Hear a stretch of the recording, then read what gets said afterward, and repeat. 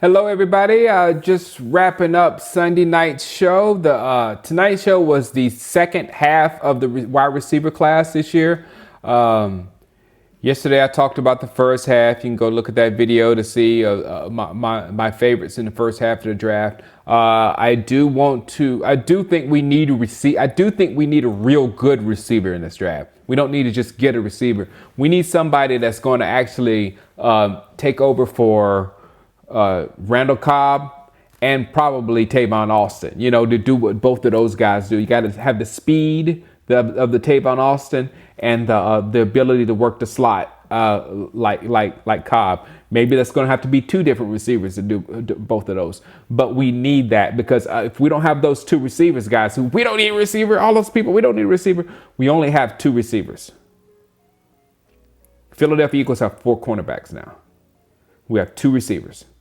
And we can't, last year, the reason why we were number 1 is even with all their drops, because they had a lot of drops, it was because of our receiver core. And we saw how good that receiving core was top to bottom, because usually in the past, it had always been Dez and then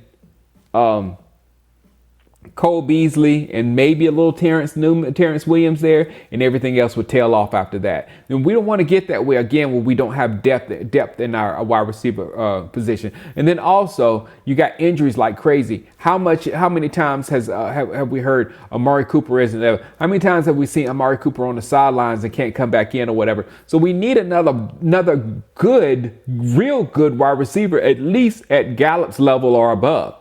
So that's what I feel like we absolutely need for our offense, because once we've all seen it, once our passing game shuts down, then they can focus on our run and we become a different offense. Last year, we were the number 1 offense in the league because we were able to get the ball out to our weapons at wide receiver. And when I was at training camp, I saw some real good wide receiver play, period.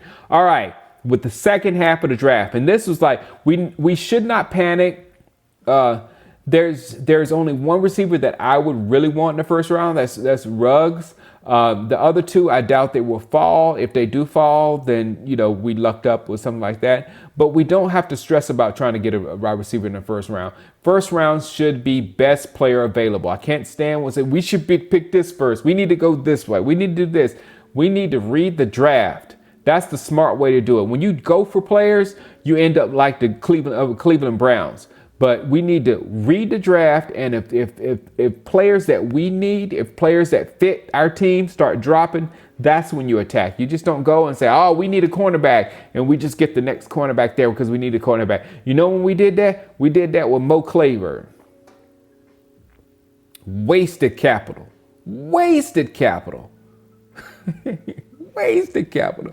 All right, I'm going to start with my man Tyler Johnson. Now, Tyler, I didn't even want to really look at his, let me get my list of wide receivers here. I didn't even want to look at Tyler Johnson's numbers, his video, because he wouldn't even go to the combine, but because his measurables. But when I looked at his tape, that dude just popped off, man. I was just like, he just seems like a baller, and there's nothing special. He's not a yak guy. He's not this. He's not that. But he's a catch guy, and he's a dog. So when he catches the ball, he's a tough tackle and things of that sort. So that Tyler Johnson, like I said, you can look at his measurables and say, oh, he's slow, or he's this, or he's that. But when you turn on a tape of this guy, you see a whole different thing. All right, next we had KJ Hill, and it's something about KJ Hill's game that I just don't see translating to the NFL. He has a smaller catch radius, and nothing just jumped off film to me. So I just don't see how he's going to get open enough to make that much of a difference. I mean, he's going to have a super accurate. My figure in I don't want to. He's going to need a super accurate quarterback. I don't know if he's the perfect wide receiver for Dak Prescott. There's some wide receivers out here for Dak Prescott, but I don't know if he's the perfect wide receiver for Dak Prescott. And this is not. I love Dak. No, don't take it as a knock on Dak. Jawan Jennings, the same. It's kind of the same thing with him. He uses his size well, and he bowls over people, but I'm just not sure it's going to translate because they're bigger in the NFL. You can't. I mean, he's just how big is he? He's just 6'3", 208, and that's just round average for the NFL wide receivers. So not sure about that. Then we get to Chase Claypool. I'm done. I got one note. OMG. I put that right there on Chase Claypool. I watched a video on YouTube. You can look at it yourself. Chris Sims has a 24-minute breakdown of Chase Claypool. And I was just floored at everything this guy could do. He's big. He's strong. He's super big. He's super strong. He's super fast. I mean, the dude that big can run. What's his size? 6'4", 227 pounds, and runs a 4.42. Come on, man. and then is a great 50-50 guy. He can go over the middle. You can put him. And then also, I was looking at the whole thing. I was like, please, can this guy, I mean, did you see that 6'4", 227 pounds? Can this dude play linebacker? I mean, tight end? I mean, we can use Chase Claypool at tight end and the slide on the outside and for jump balls in the red zone. We could use that kid everywhere, man.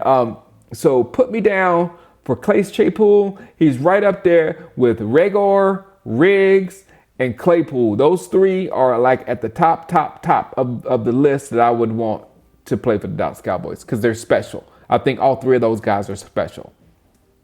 Okay, next we have Antonio Gibson. I don't know why I like him, but I really like him. He looks like just a complete weapon, and he looks like his game could translate to him being a productive NFL player. I don't see it translating to him to be a superstar. Again, I can see Ruggs being a superstar. I can see Reagor being a superstar, and I can see Chase Claypool being a superstar. Next one, another one that I like, and it's another Boise player. I'm sorry, I like the. Is this Boise blue? No, but I like John Hightower. He's smooth. He's tall. He reminds me of Cedric just a little bit because he's tall and thin. He's 6'2" and something like that. But Cedric's 6'3". But I like him. He's a real 100% deep threat. He's smooth.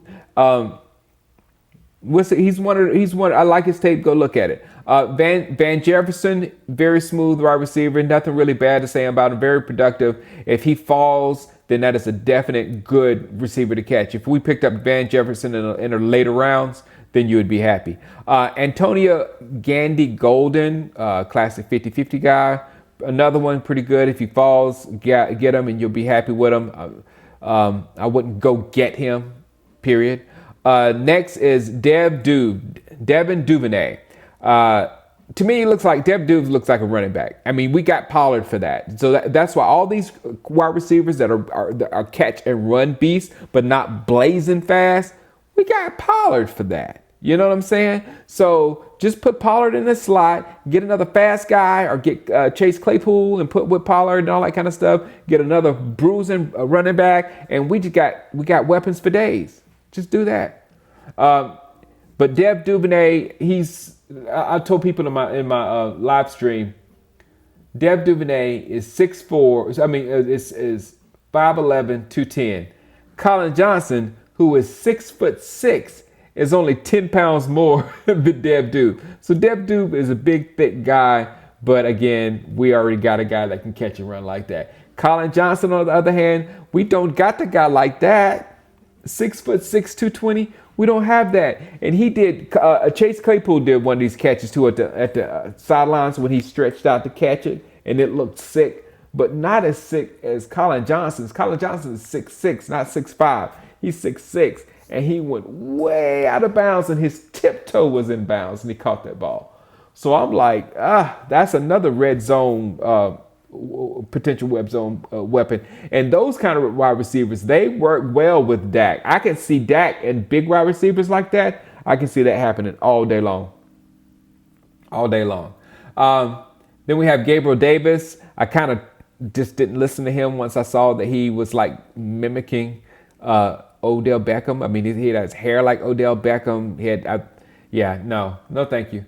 And then again, to continue my hater ways, Brian Edwards. He played with the Gamecocks. So I mean, I didn't nothing special about you. Now watch my attitude on the Gamecocks change tomorrow when I start talking about defensive tackles and Kinlaw. Just watch it. And then last one. The last one is one of the ones I mean, I really want this guy, Donovan Peoples-Jones.